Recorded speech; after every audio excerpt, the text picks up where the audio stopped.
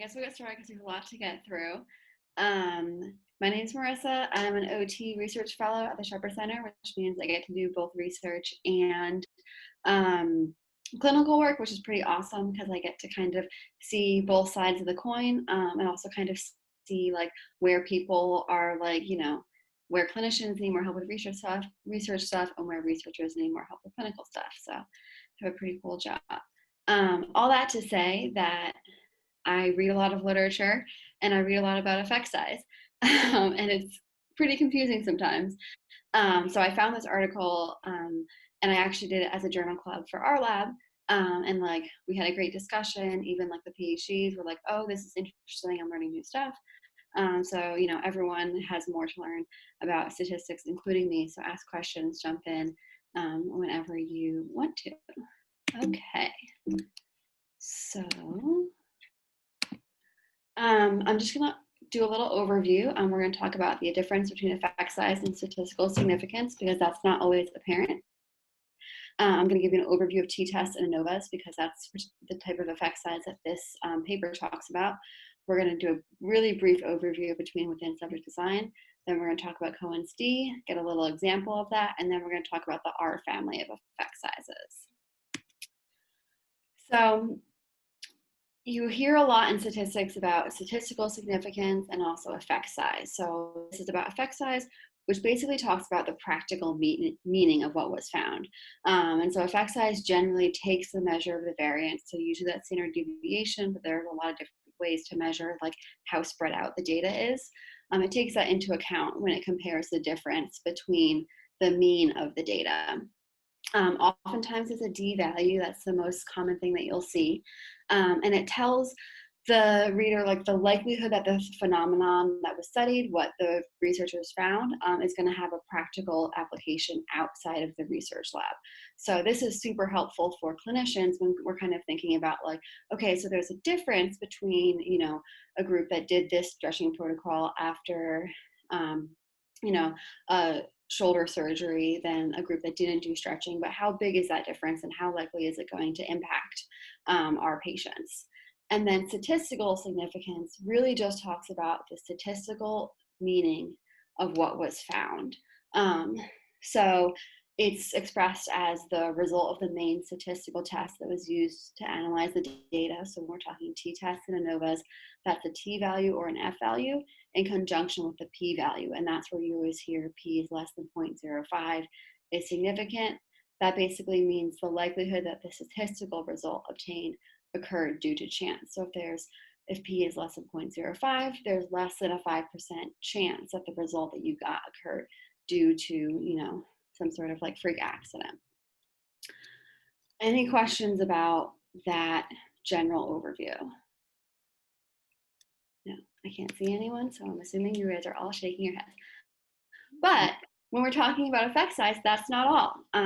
In science, we actually use effect size for a lot more than just talking about the practical meaning of something.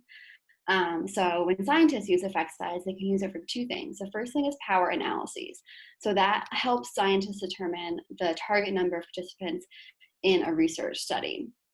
And so before a scientist even starts a study, he or she will do a power analysis and they'll say, okay, I need to have 15 participants in this study to find a difference if there is one. And so that kind of helps guide decision making. Not super relevant to clinicians, but something to just keep in mind. And the other way that scientists use effect size is for meta-analyses. So these are basically giant studies where they take the results of a bunch of different studies and they kind of combine them into a little mishmash and try and figure out, based on all those people that did a particular intervention or something, like what are the results? And so oftentimes, say you're looking at pain or you're looking at range of motion or something like that, or hand function, you may be using a bunch of different types of scales. And effect size kind of helps mitigate the way that those scales, helps mitigate the difference between those scales. And so it's a lot easier to use effect size compared to, comparing p-values or something like that to actually get a sense of the the similarities between the results or the differences between the results. So before we get into the article, I'm just going to cover a few more statistical concepts just because we'll talk about them in our discussion. I don't want you guys to be super lost, but it is going to be pretty brief, just remind you what you learned in grad school. So we've talked a little bit about t-tests already, and that's just used for comparisons between two groups or two time points. So the main thing is that two. So you're thinking your peanut butter and jelly, bacon and egg, or a pear. So that can be your males versus your females. In a particular study, your pre-test versus your post-test, something like that. The other thing that we're going to talk about is the ANOVA, which stands for Analysis of Variance. And that's a comparison between 3 or more groups, 3 or more time frames, so that would be like pre, post, and follow-up, or 2 or more groups at 2 or more time frames.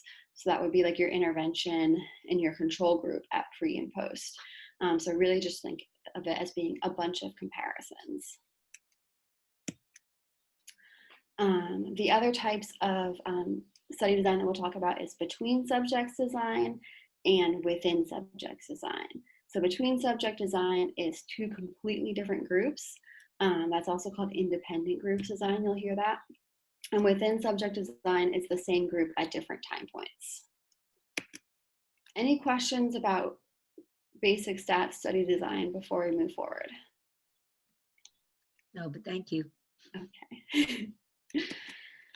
So diving a little bit deeper into the article and kind of the way that Lakens talks about effect size, and I meant to go into this earlier, but a little bit of background on this article. This article has been cited over 3,000 times, which is a lot. And basically that means that a lot of researchers are using this framework to talk about effect size and think about effect size. So it's helpful if we also, read this article and know about how Daniel Lakens thinks about effect size, because a lot of other researchers are doing the same. So he talks about 2 main schools of thought on effect size. The first is that generalizable effect size viewpoint.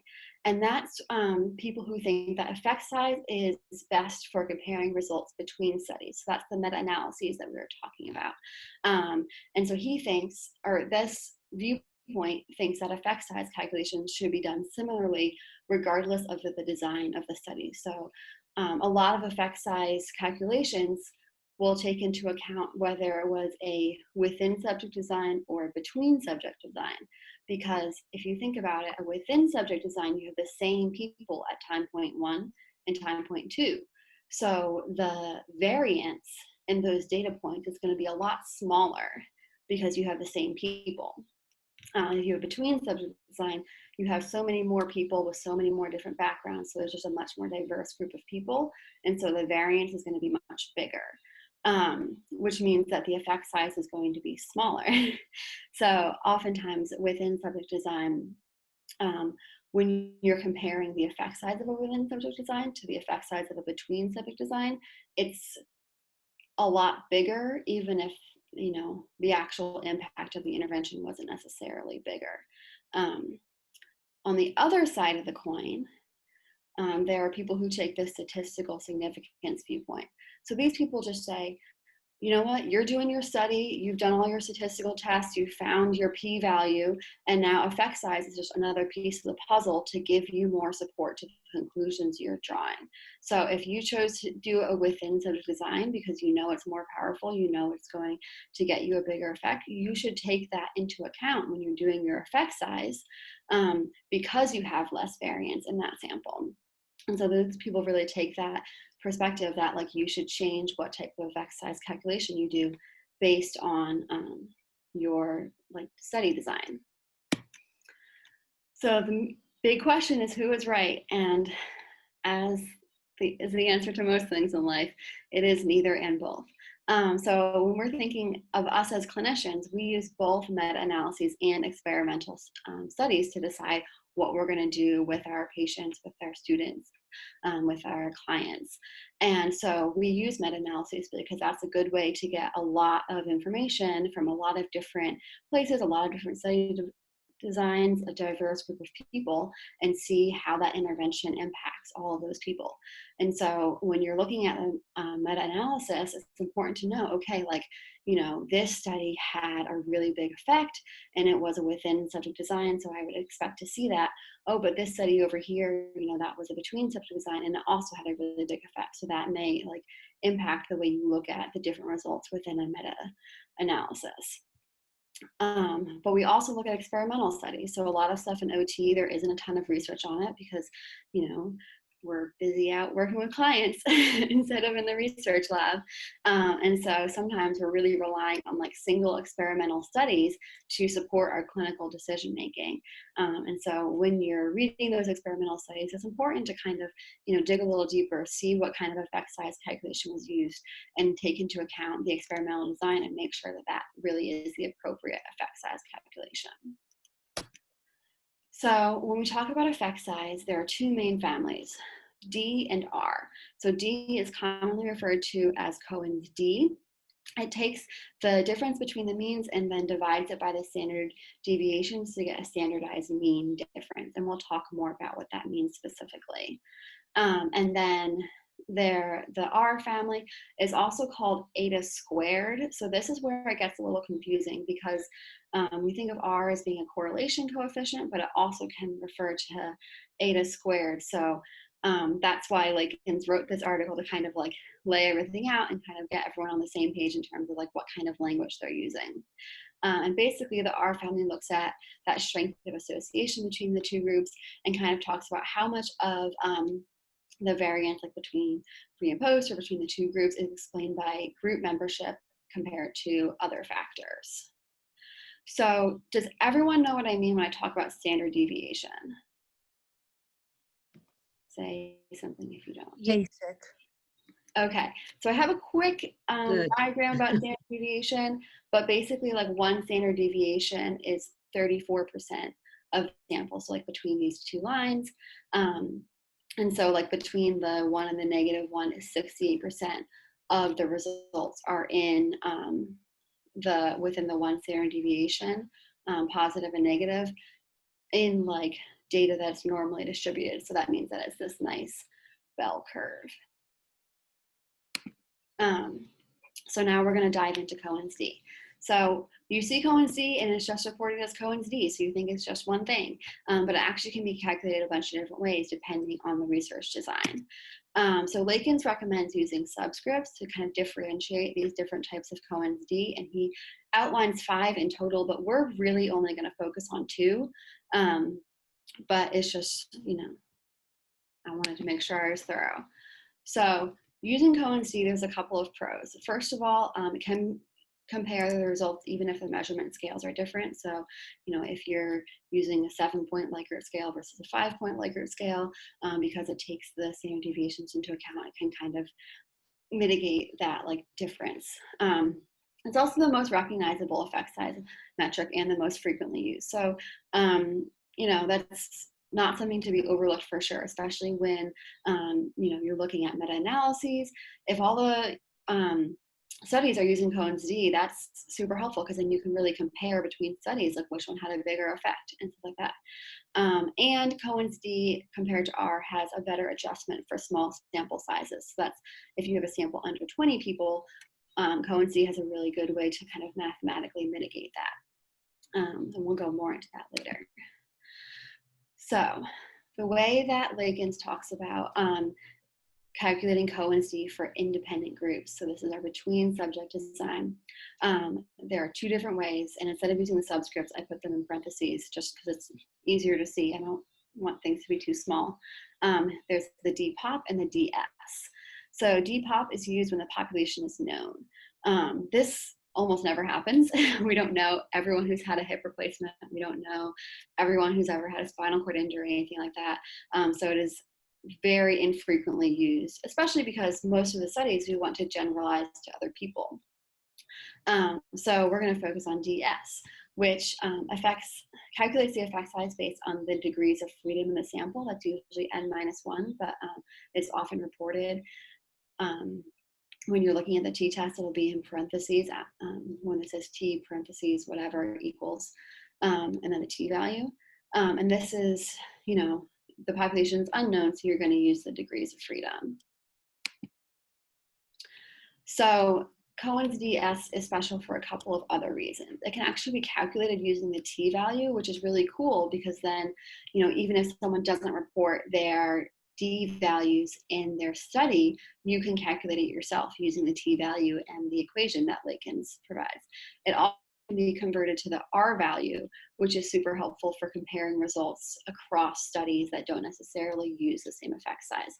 So that's something that's really cool about Cohen's D. And these are the formula for Cohen's D. So this is the main formula for DS at the top. So the X is just the mean of group 1 minus the mean of group 2. And then the SD, that's the standard deviation. And then the N is the number of participants in group 1. And the N2 is the number of participants in group 2. And so you'll see this N minus 1, that's your degrees of freedom. And then this middle equation is how you convert Cohen's D into R, which is super helpful. And then the bottom two equations are two different ways to convert Cohen's DS, or to get the value for Cohen's DS from the t-value. This first equation is if you know the number of participants in each group. And the second one is if you don't, because oftentimes people will just report the number of participants in the study as a whole. And so you can kind of give a rough estimate, but as you can see, this isn't as exact as if you knew the number of participants in the different groups. So when we're talking about within group comparisons, it does get a little more hairy.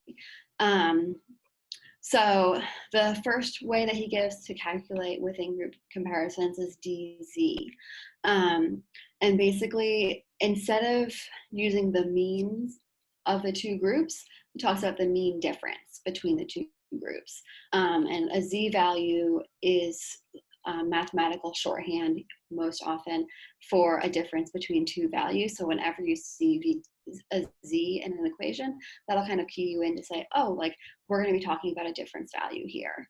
DZ can also be calculated using the T and the N values. And for that reason, Lakens actually recommends not reporting it because your reader can find out what it is themselves. And he actually recommends reporting the DAV, which is based off of the average of the standard deviation of the two groups. And this one can't be always calculated from the other results that you report in your paper. So he recommends reporting that one just because, there's no other way to get it. So here's the formula for DZ and DAV. And here's where you can calculate DZ from your T value and your N value. And here's the DZ from the mean difference. So this MDiff just means the mean difference. And then this like fancy E means sum. So you would like sum each data point difference, like you would sum the difference between each data point's difference to the mean difference, and then you would square each one so that any negative values are kind of like taken out, and then you divide it by the degrees of freedom, and then you take the square root of it. And this is the equation for Cohen's DAV, which uses the standard deviation instead. Okay. So you get these, Cohen's D results. How do you interpret them? So the main thing that we learned in grad school, you learn in any statistics class, is the Cohen's benchmark. Small is 0.2, medium is 0.5, and large is 0.8. But this really only tells part of the story because that's kind of arbitrary. Like every field is different. And so like in some fields having, a really small difference can, have a really big impact on people's lives. So Lakens actually recommends comparing the effect size to other effect sizes that you see in the literature. So read other studies and see what kind of effects are they finding. And so the drawback to this is, what if there are any other studies? Which is something that I have found in my own research, where like there's only one other article that talks about this, and they don't report their effect sizes, so you can't really compare. But it's definitely something that we should all strive to do. And as we publish more and more research, and as more and more researchers are, really smart about reporting their effect sizes, hopefully this will be something that will be more easy to do. So I do want to talk a little bit about like what these small, medium, and large effect sizes look like. And there is a super good website online that kind of shows you the difference between different Cohen's D's. So you can see like a Cohen's D of 2, you can see like how much overlap there is between the two bell curves versus, a Cohen's D of 8 is a lot less overlap. But I didn't really like this site because it just changed the means. It didn't change the standard deviations. And the t-value tells us about the difference between the means. The effect sizes is really all about telling us what the difference between the standard deviations. And I couldn't find a good way to like graph that for you guys. So I drew my own kind of janky graphs, but I hope that they get the point across. So this is what a DS of 0.2 looks like if the mean is 29 and 33. And this is a standard deviation of 20 if you have 10 participants in the study. And as you can see, it's a very shallow curve and it kind of goes super wide, but there's a lot of overlap between the two groups. This is what a DS of 0.5 looks like. So you can see it's a much higher up curve and there's still some overlap, but there's a little bit more space in between. Same means the standard deviation, I believe, is 8. And then this is what a DS of 0.8 looks like. Same means, but as you can see, they go up much higher because to get 10 participants underneath this like much shallower curve, it has to go up much higher. The standard deviation is 5.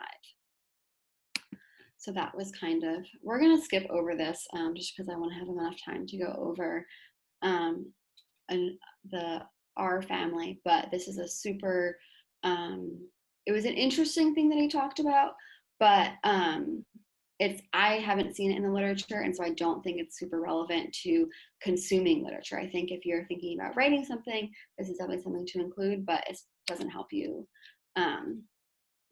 be able to consume literature any better. So you do sometimes see corrections to Cohen's D. The first one is Hedges G. So this is if you have a really small sample size of less than 20, sometimes Cohen's D doesn't calculate the effect size just right. And so you'll see Hedges G, and that can be, that equation can be used for any of the Cohen's D's that we talked about. And then Glass's delta is used when the standard deviations being compared are very different. So like one sample might look like those really shallow, wide curves that we saw in the first example, and one sample might look like that like really skinny, tall curve that we saw in the last sample. And so that you kind of have to take into account the fact that the standard deviations are pretty different. So this is just a summary table. It's in Lakens' article. I really like that. It just kind of laid everything out super nice. So I just want to draw your attention to this as a useful resource when you're thinking about this later. And then I do have an example of Cohen's D being used in a meta-analysis. So this is an open access article. You can actually go and look at it. I used it in the literature review for some of the work that I'm doing in the lab. But as you can see, they had all of these articles that were looking at vibration and stroke.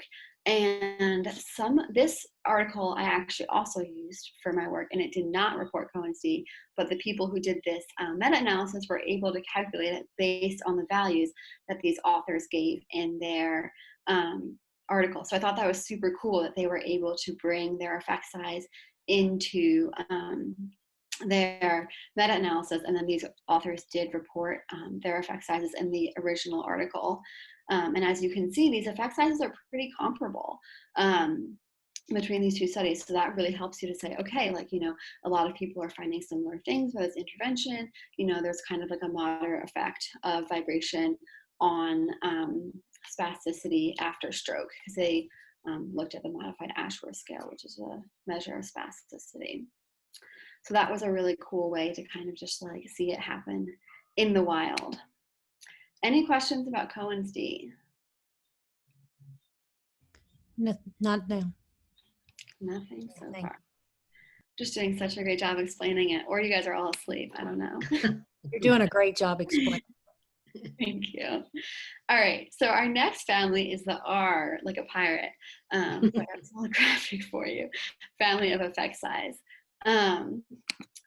So there are two main ways of calculating effect size in this family, and they're eta squared, which basically takes all of the variability in the entire study and kind of breaks it down by the different like factors that are changing in the study, and then determines like what percentage of the variability in the outcome is due to that particular phenomenon.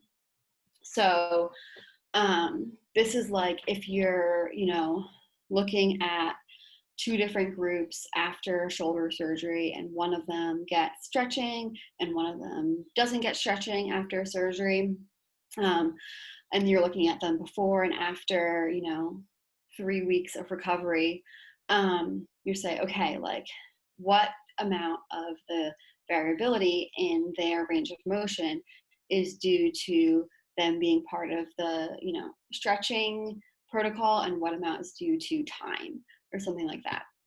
So and then the other R is the partial eta squared. So this tells the variability compared to any like error variability, which will make more sense when I show you the equation.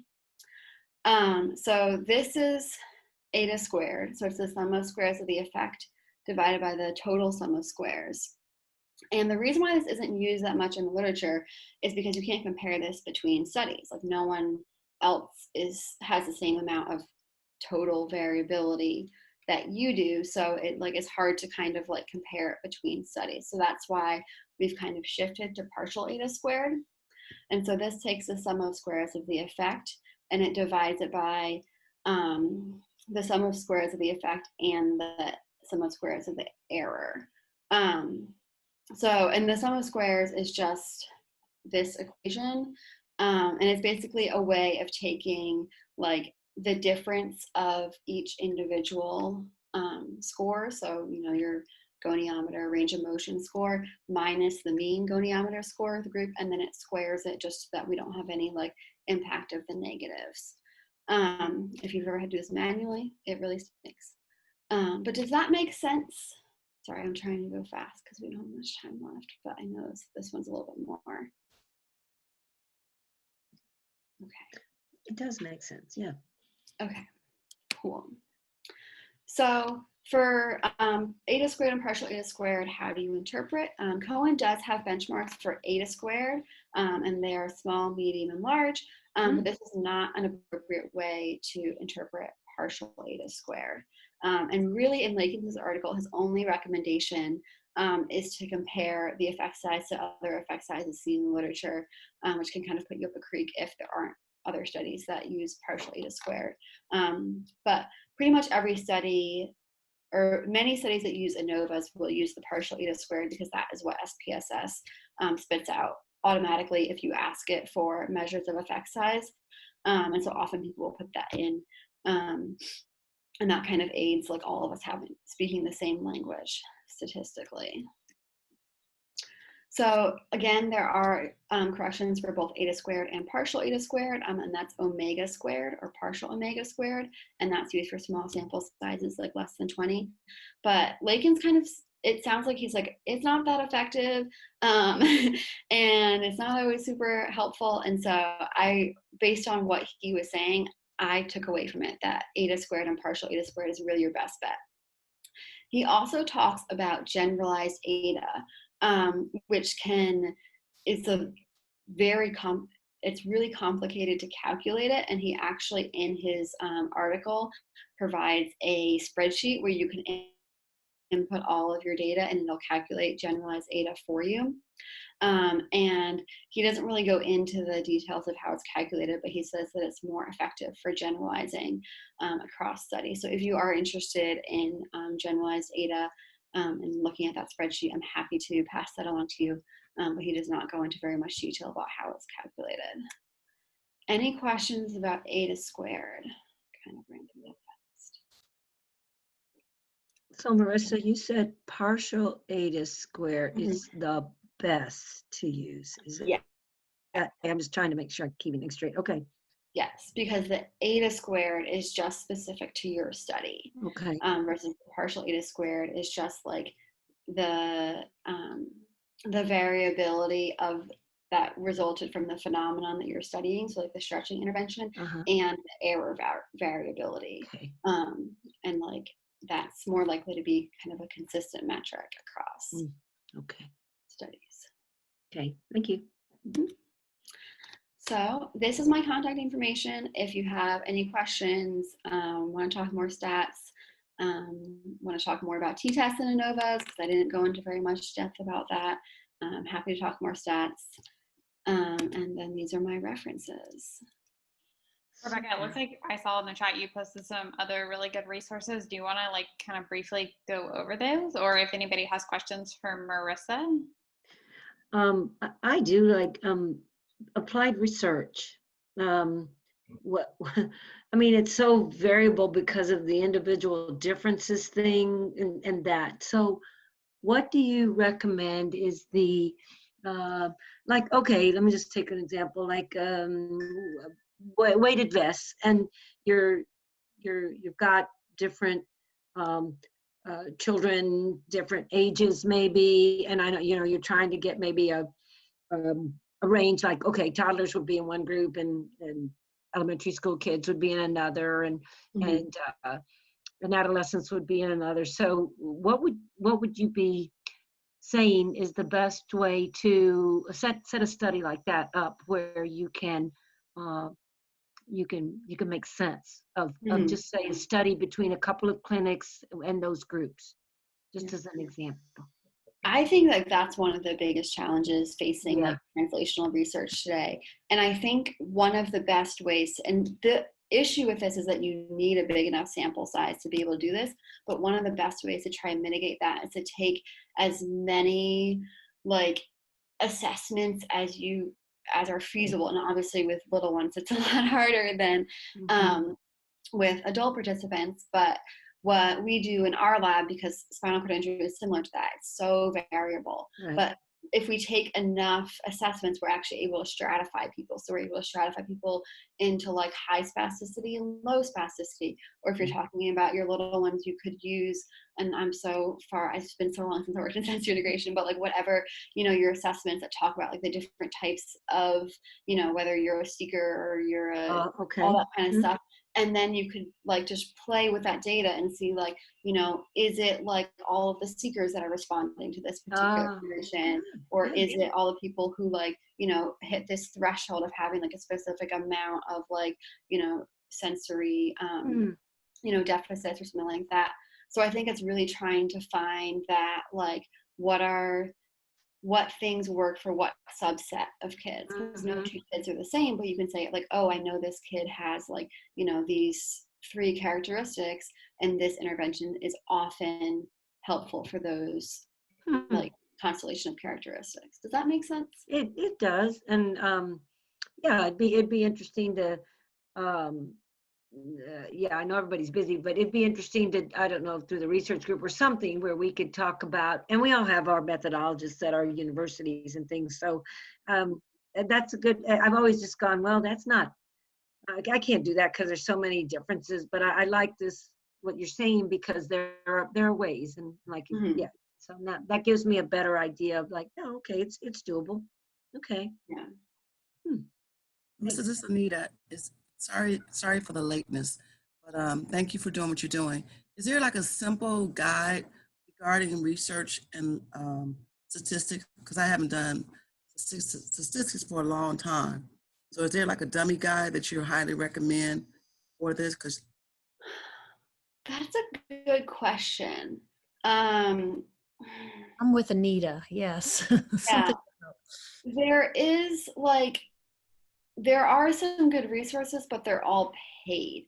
I'd be happy to kind of look into that and try and explore a little bit more, and see if there are more like free resources or like on the lower end of the pay scale. Yeah, that's a good question. That's the reason I wanted to make sure I attended this one, because I haven't done it in a long time. And if you Yeah. don't do it or talk about it, it's hard to keep up with it. So thank you again.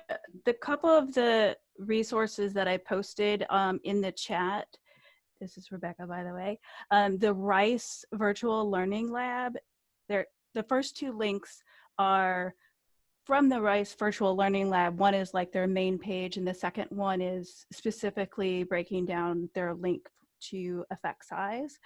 But that Rice Virtual Lab is one that I used through my quantitative stats classes 1 through 3 a lot of times, mostly 1 and 2.